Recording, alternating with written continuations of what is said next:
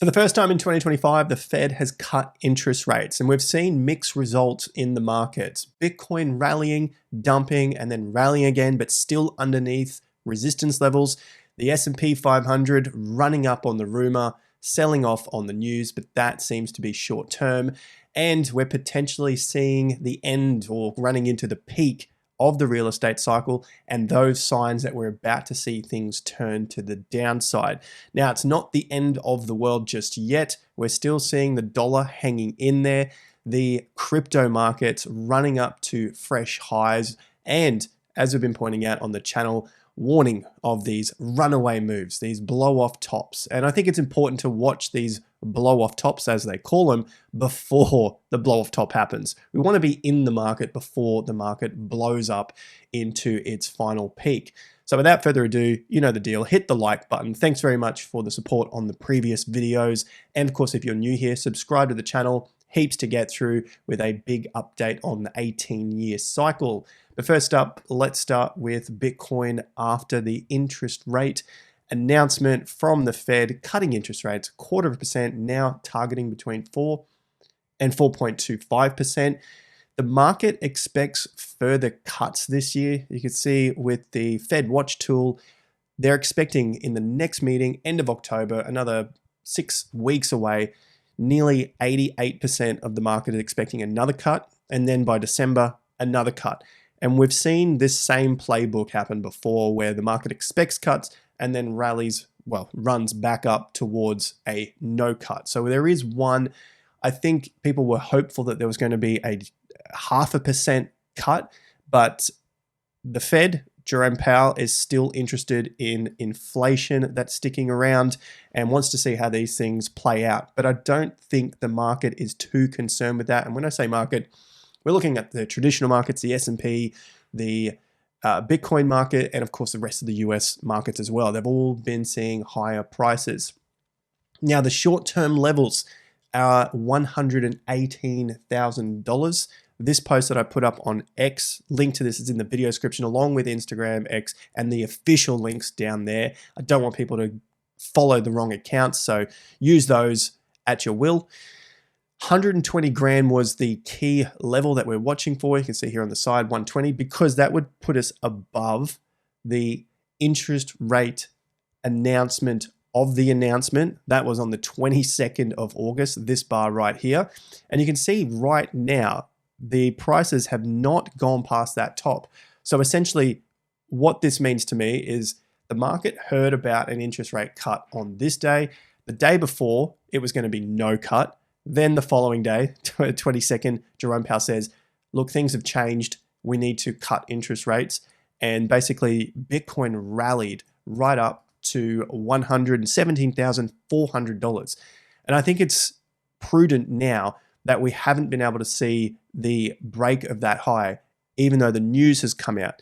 Now, I don't think this is a major catalyst for the end of the cycle. As I've been saying the entire time, it seems like there is still further upside based on cycle analysis, based on sentiment analysis, based on price analysis, and of course, time analysis, which works in with the cycle analysis as well. And timing, I'm talking about days, weeks, month counts, as we'll look at just a little later in the video, along with some altcoins as well, as altcoins have been doing very, very well over the last 24 hours, and of course, the last couple of months, but more importantly, the last 24 hours with that interest rate cut. So that level is the 120. You can see all these previous highs coming in. And then we had the 118 level. Interest rate news. That was the day, as I said, Jerome Powell says cut, and we haven't seen a rally back to that point yet. But the interesting part next is, should we keep going sideways or maybe have a bit of a pullback, as we've been talking about with a couple of the weekly bar signals, the 3 red weeks and the 3 lower highs, lower lows as well. Even if there is a small pullback here, a breakout of a double top, you can see on the daily chart, there is a top, significant in my opinion, based on what I've been talking about. And again, significant here because this is the day that the interest rate announcements came out. If we're able to break through that level, a break of a double top is a pretty good signal in itself. This meaning that it should be a down move.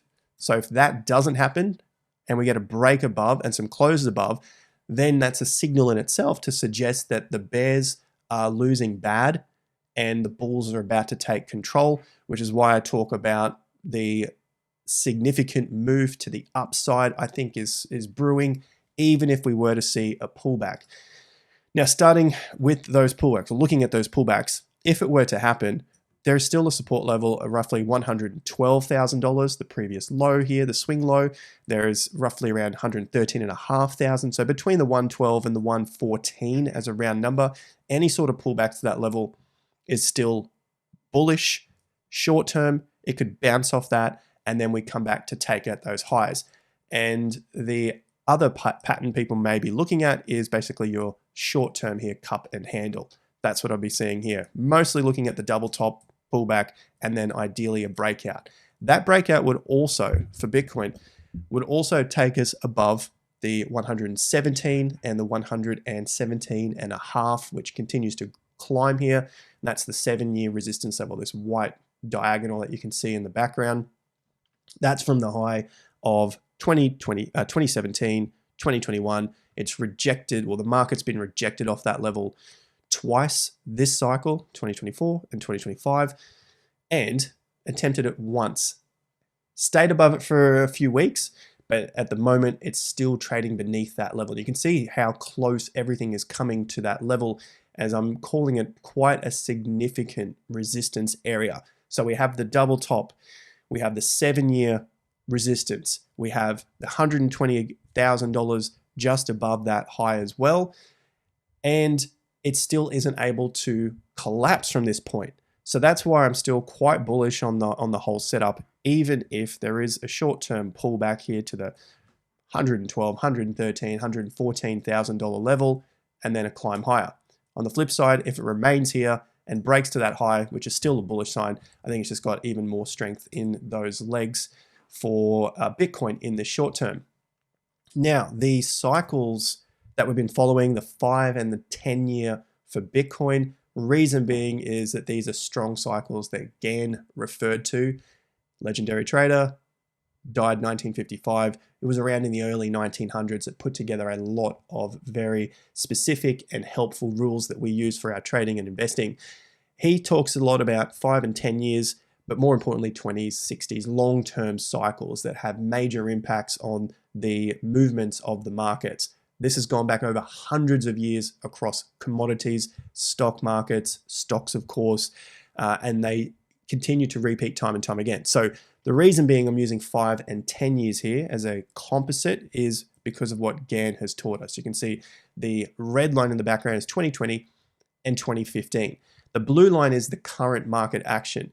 Now, if you've seen this before, hit the like button, of course, but look at the movement to the upside that these cycles are anticipating.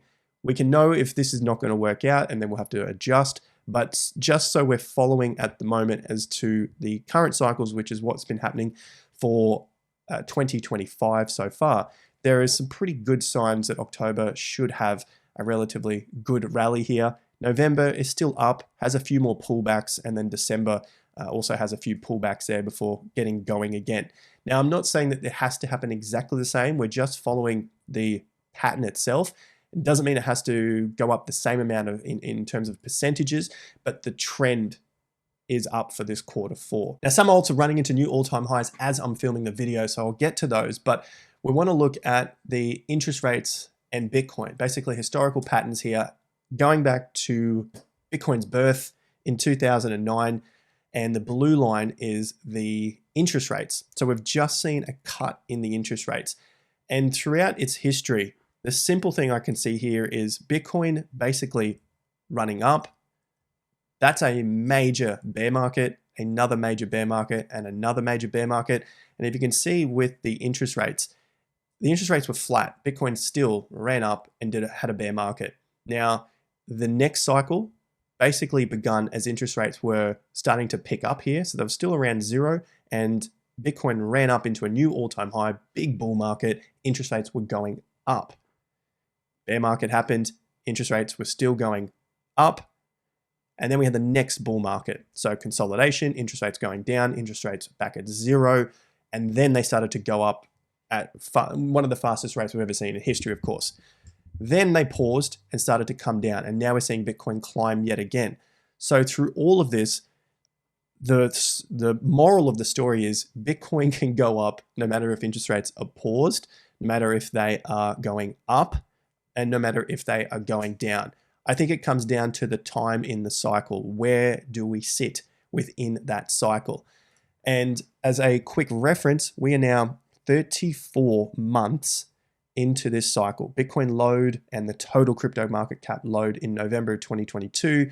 We're over 2.5 years, coming up to 3 years from the low.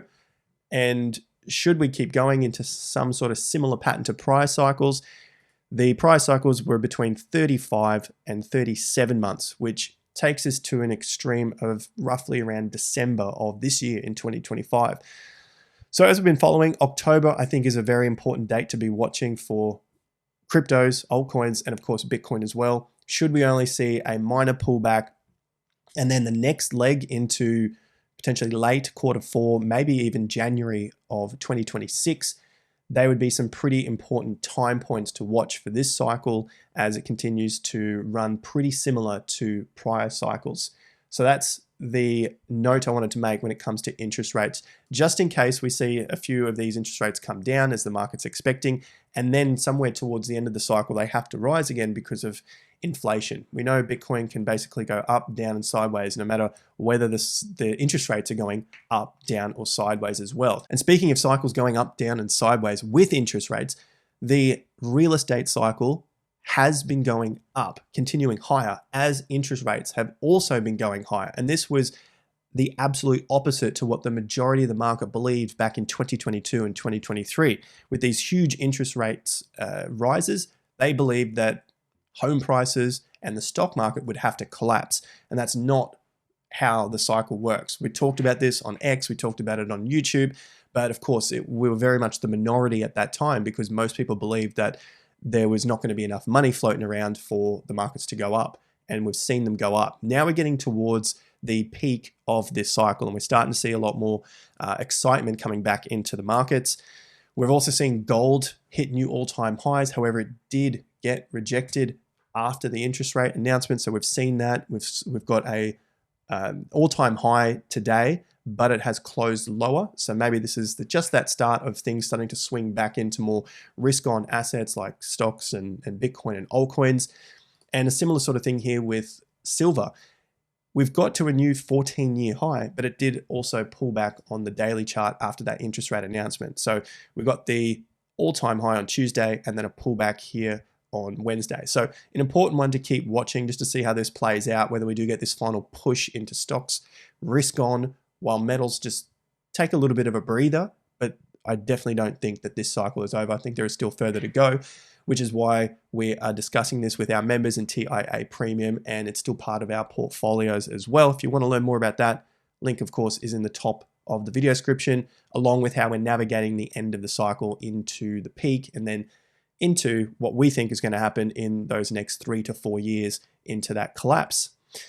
Now, in terms of market sentiment for the stock market, things are still relatively stable. It's basically grinding between neutral and greed. I think that's a great sign for where we sit in this cycle and where the price currently sits at new all-time high prices over the last couple of days. The market is still somewhat not sure, especially when you look at the AAI Investor Sentiment Survey. We've got a new report coming out probably in the next day or so, where we could see what the members are feeling. And at the moment from last week, they were feeling much more bearish. You can see half of them bearish, 28% of them bullish, and the others undecided, even though the market was at all-time high prices. And you can see it week after week, the bears continue to lead the charge, most people being absolutely bearish on the markets, even though they continue to climb higher day after day. And you can kind of see it with the CNN business survey as well. You're tracking between mostly neutral here, some greed, and then very few days of extreme greed before it drops back into neutral. Meanwhile, the stock market continues to climb higher. And that was just a bit of an image that I had here of the rumor and news event where Jerome Powell talked about the interest rates most likely getting cut there on the 22nd, as I showed with Bitcoin earlier in the video. The markets run up, And then as we're talking about the interest rate announcement, the market sold off, closed the gap. Let's move that over so you can see.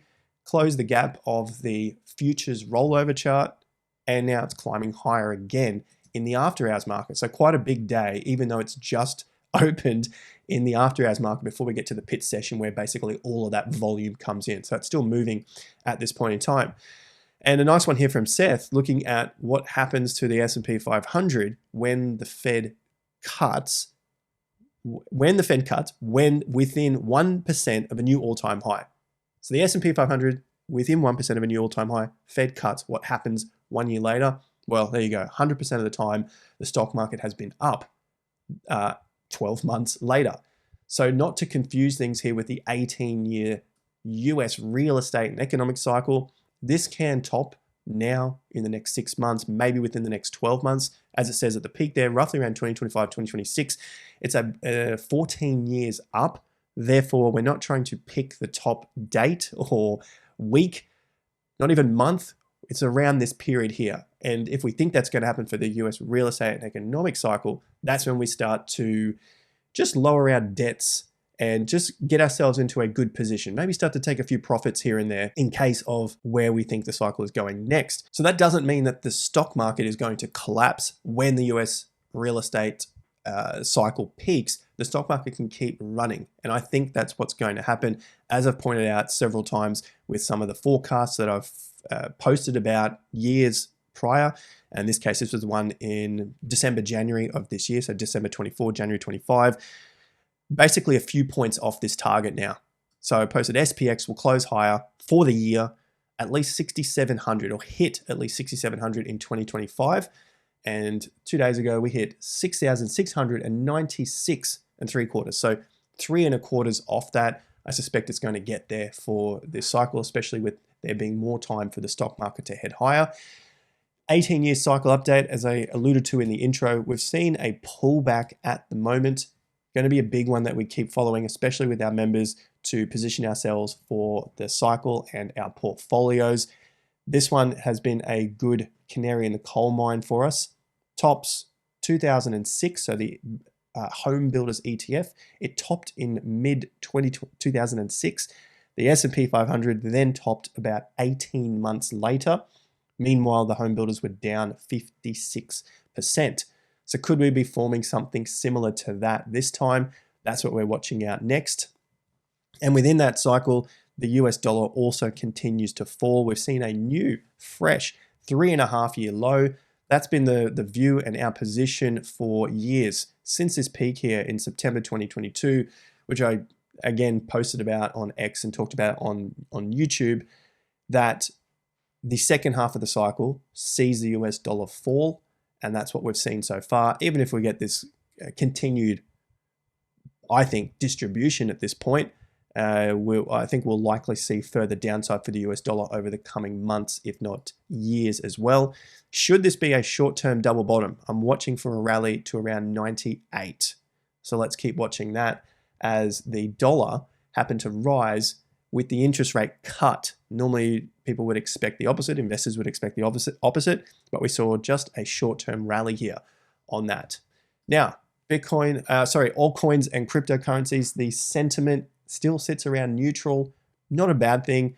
As we've been talking about, looking at the markets resetting and the neutrality of the sentiment has been running now for a month, well, over a month. 20th of August, currently 18th of September, barely a touch above, 55-ish, touching greed a couple of times, maybe a day or two in fear, but the majority of the time you can see just how balanced the sentiment has been over this period. And the interest in trading has continued to hang around here with the exchange volume, 7-day moving average sitting around $57 billion as of today, and still above the lows of 12 months ago. So the lows are around 28, 30 billion. So we're basically double that at this point.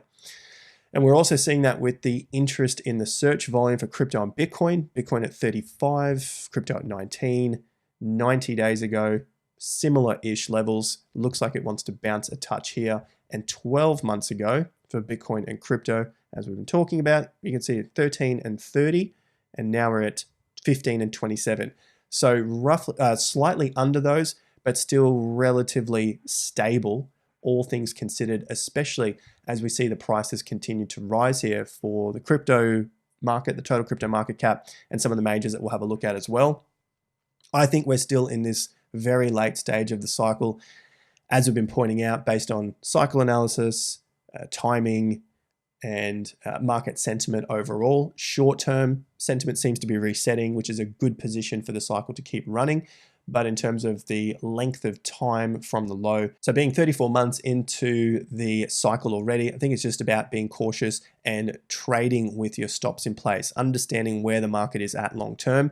Now, the next charts that are important to this stage would be the USDT dominance. We can see that has fallen as well. We want to see the dominance continue to fall. This has been the main player that we've been watching to see some of that liquidity come back into Bitcoin and cryptos. This to go down means less dominance for stablecoins, more dominance for Bitcoin, more dominance for ETH, more dominance for the altcoins as well.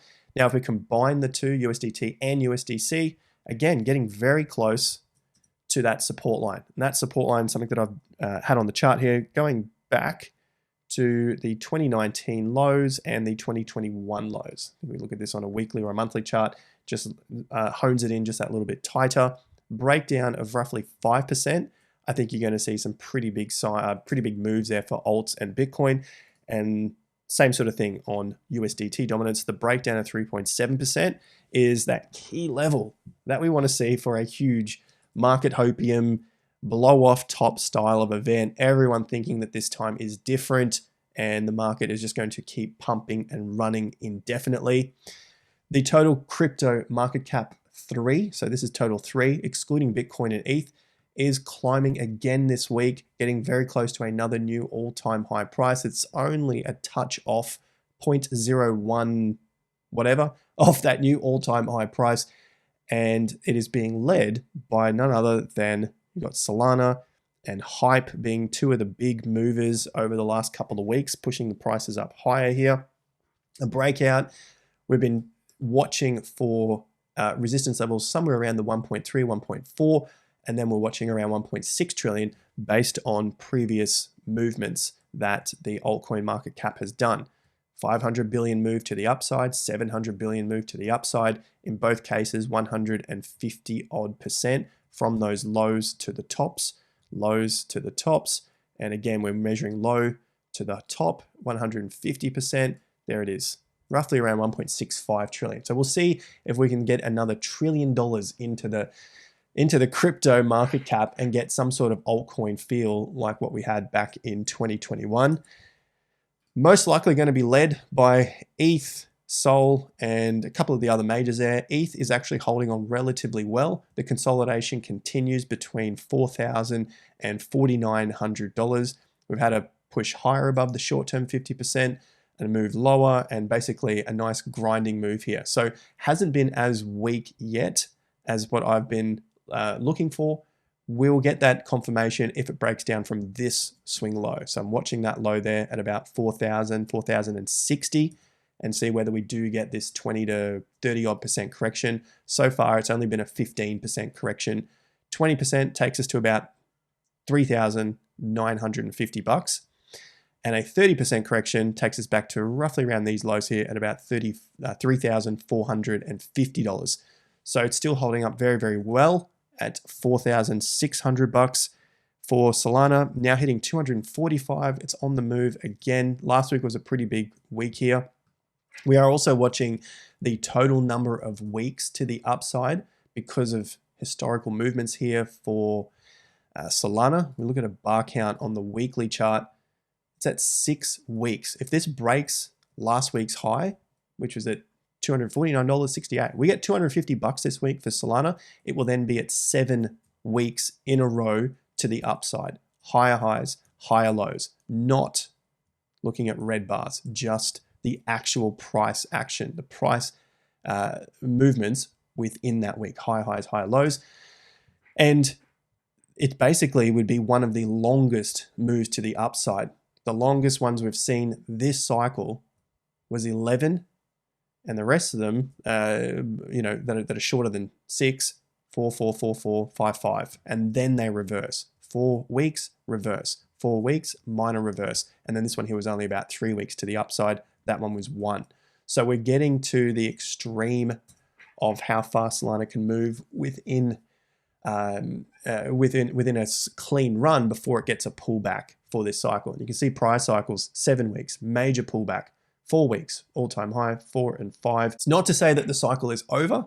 It's to be cautious of any pullbacks and not getting too excited at the extremes. That's what this is very, very useful for. So we're not putting money into the game right at the peaks.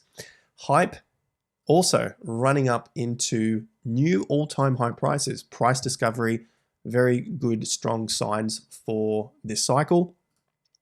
And we take a look at the 50%. It has broken through that level, tested it, and it's testing and breaking it again. Ideally, we get a weekly close above $56 here for the strength. And then we watch for the next price targets, $60, obviously a nice psychological level. And then the low here is $9.60. We're going to hit somewhere around $70, $76 first, but just take a look at that low. It's about $9.30. If we've got a 10x from that point, it's going to be very, very close to this $96 resistance level, which would be a 150% move off this low here. So very, very important levels to be watching as hype starts to hit new fresh prices bit by bit as I'm filming this video. And XRP also finding support, 270, continues to climb, but it's struggling at this point while other altcoins are really starting to push harder and faster against BTC. You can see Sol's been moving very well against Bitcoin. ETH has obviously done very, very well, and for the last 4 weeks has been pulling back as we've been discussing and reasons why. XRP, on the other hand, it's grinding. So it's basically been grinding for this entire period. Now, it's not in a bad position. It's just been grinding. And while other markets have been going up, XRP has basically been stalling here. So we definitely, or XRP holders, definitely want to see this thing start to move and break through 3,000. That has been holding up XRP for years. You have to go back to 2020. Had a quick flush above, quickly back under, and again, 2021 top and under. And it's been 5 years now that it has not been able to sustain above 3,000 Satoshis. That's going to be needed for a big move there for XRP come later in this cycle. So Bitcoin working out very, very well at this point. The targets we're watching for closes above 118 and then closes above 120 on the daily and the weekly. The view at the beginning of the month was that we would see down in September and then a green close to September, even if it is marginally. We saw the 1st of September. I think I said December, but we're talking about September here. We saw a lower low, only marginally by about $120, but still lower low there. And at the moment, it's just a marginal green move. So 7%, 7.5% at the moment. Half the month to go. Hit the like button, subscribe to the channel, get your Bitcoin report out today, and also check out TIA Premium if you want to learn more about navigating your portfolios into the peak of the cycle. All right, guys, the video's turned off, but you get the idea. You've seen me before. I'll be back here with you on another video very soon from Bali next time. All right, cheers, guys. Peace out.